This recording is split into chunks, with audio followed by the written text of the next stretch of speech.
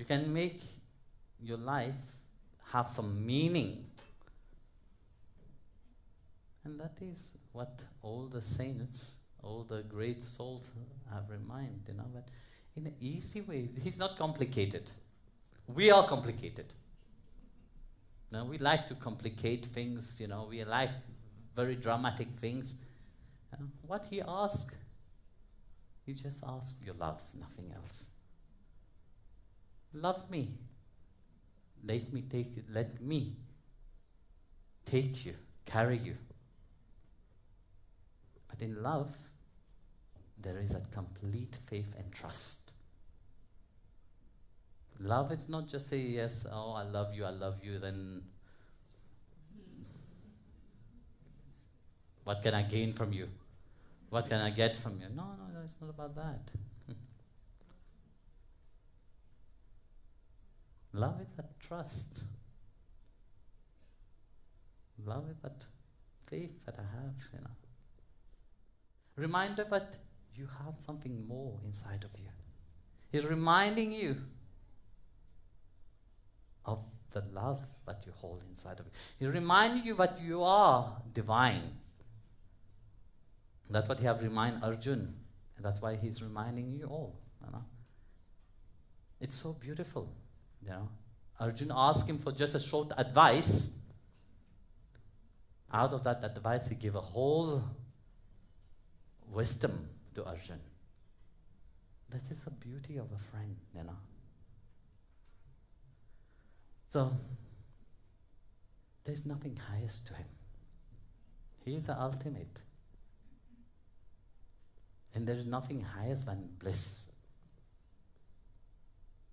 And once you have attained to that bliss, then you can say, yes, I'm free. Then you can say, yes, I am truly happy. Do I feel that blissful state or not? There is nothing highest than bliss. This one thing you have to understand. When we talk about bliss, it's not a superficial understanding of bliss. It's not something that come in a talkative way. We say, I am very blissful. And then the next person, I'm very depressed. No, that's emotional human mind, which is still in the process of transforming. Then you are battling into the happiness, sadness, misery. Krishna talked to Arjun, but I am in that. You have to come to that neutral state. Only in that neutral state you have a global view of things. The wholeness. Here, Bhagavan Krishna is talking about the wholeness. Are you full in yourself? No. Because that fullness happens only when you have realization. That fullness happens only when you attain a certain degree in the awareness of that consciousness, So, there is nothing highest once you attain to bliss. Because bliss is endless. So if it is endless, it can't end.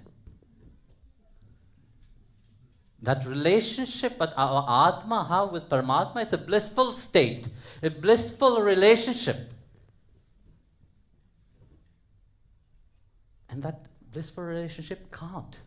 That's why bhakti is so beautiful, because there is no end to it.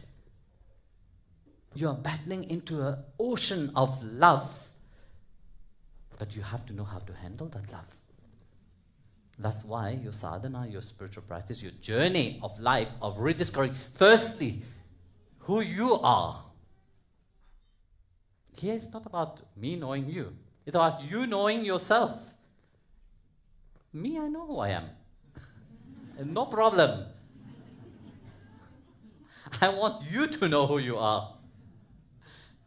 And not only that, I just don't want you only to know who you are. I want you to know to the extreme,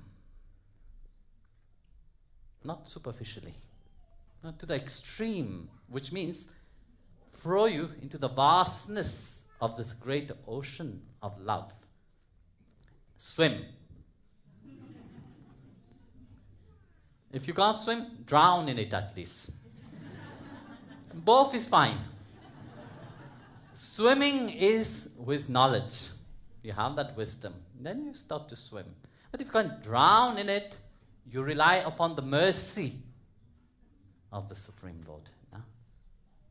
And that is what you have to understand. The path of bhakti is about that, attaining that supreme faith that no matter what, He is there. He have never been away from you. He is there at all time, in any situation. You think, yes, the life is very miserable.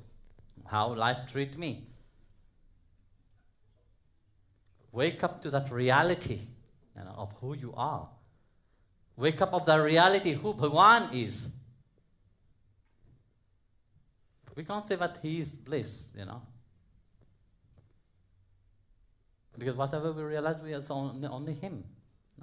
Chapter 10, verse 20 of Bhagavad Gita, He said, I am the indweller of the heart. I am the beginning, the middle, and the end. Again, He repeats the same thing. Chapter 10, verse 32. He said, I am the beginning, the end, the middle. I am the science of the self. And I am the logic in argument. It's so beautiful. If we analyze that, He have given His address. Now we are looking for Him everywhere. And He have given His address, and His address is in your heart. That means that energy center is very important of rediscovering who you are. So coming back, let Him pour that grace inside of you. Let that bliss which He is in His fullness awake inside of you. You will realize that this is a whole only of Him. There's nothing else. And that is the whole thing about that journey, of awakening into your wholeness, your fullness.